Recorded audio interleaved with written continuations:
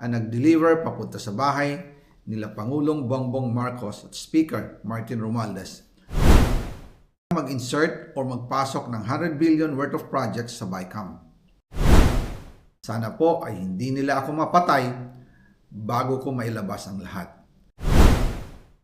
Ginawa ko lang ang utos sa akin, pero ngayon, handa na akong harapin ang lahat.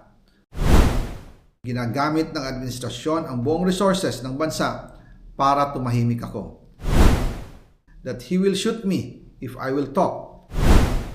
Gagamitin ako bilang panakipbutas sa kanilang kampanya laban sa korupsyon. Hindi na ako mananahimik, ilalabas ko ang lahat ng katotohanan. May resibo, may ebidensya, at may pangalan. Para sa bawat Pilipino, alam ko na buo ang galit ninyo sa akin ngayon. Nauunawaan ko rin kung bakit. Lalo na at malaki ang halagang nakataya. Pero bago kayo humusga, hayaan ninyong ipaliwanag ko ang buong katotohanan. Matagal akong hindi nagsalita dahil may direktang utos sa akin. Huwag nang bumalik ng Pilipinas at manahimik na lamang. Umalis ako noong July 19, 2025 para sa aking medical check-up. Nakaplanong bumalik pagkatapos ng SONA ni Pangulo. Pero habang papauwi na ako, tinawagan ako ni dating Speaker Martin Romualdez at sinabihan, "Stay out of the country. You will be well taken care of as instructed by the President." Noon naniniwala pa ako sa kanila, kaya't hindi ako bumalik. Tumikom ang aking bibig, sumunod ako, pero ang hindi ko alam, ang ibig pala nilang sabihin sa aalagaan ka namin ay gagamitin ako bilang panakipbutas sa kanilang kampanya laban sa korupsyon. Ginawa nila akong poster boy ng kanilang sariling kasinungalingan. Ngayon, hindi na ako mananahimik, ilalabas ko ang lahat ng katotohanan. May resibo, may ebidensya, at may pangalan. Nagsimula ito nung tumawag si Sekmina Pangandaman sa akin nung nag-umpisa ang BICAM process last year, 2024. Ang sabi niya, katatapos lang ng meeting nila ni Pangulo at may instructions na mag-insert o magpasok ng 100 billion worth of projects sa BICAM.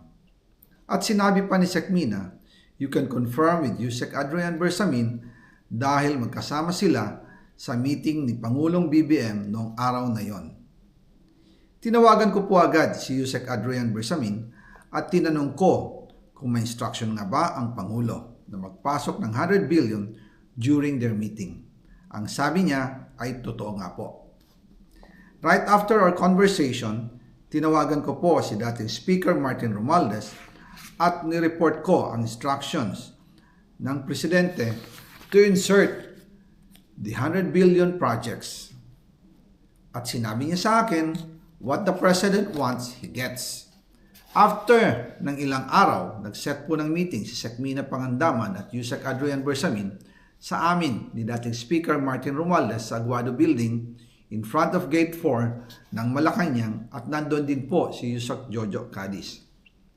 During the meeting, binigay po ni Yusek Adrian Bersamin ang listahan na worth 100 billion.